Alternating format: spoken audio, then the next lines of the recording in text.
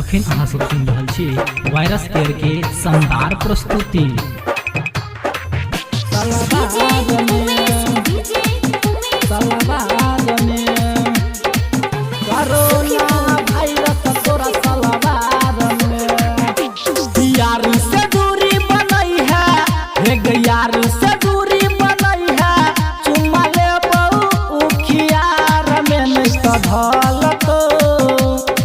तोरा धल तो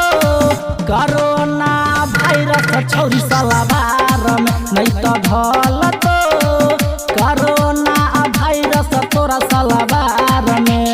यार से दूरी बनई है यार से दूरी बनई है चुम्मा ले बहु उखियार में तोरा धल तो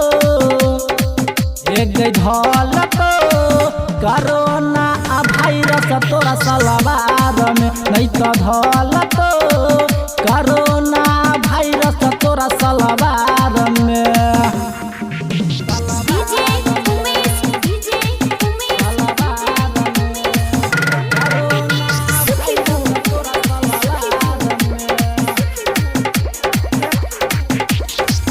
फैल तो कोरोना वायरस बिहार बंगाल में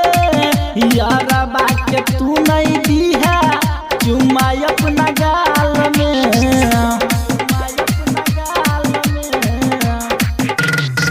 फैल तो कोरोना वायरस बिहार बंगाल में यार बाके तू नहीं दी है चुम्मा अपना गाल में। पर तो मुसीबत बड़का पर तो मुसीबत बड़का तकलीफ है तो बेकार में नहीं तो धल तो तोरा धल तो कोरोना वायरस तोरा सलाबार में नहीं तो धल तो कोरोना वायरस तोरा सलाबार में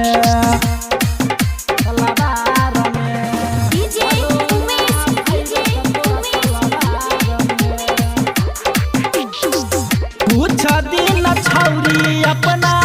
मन के मनई है श्याम सुंदर सोहन संगे मिले नहीं आई है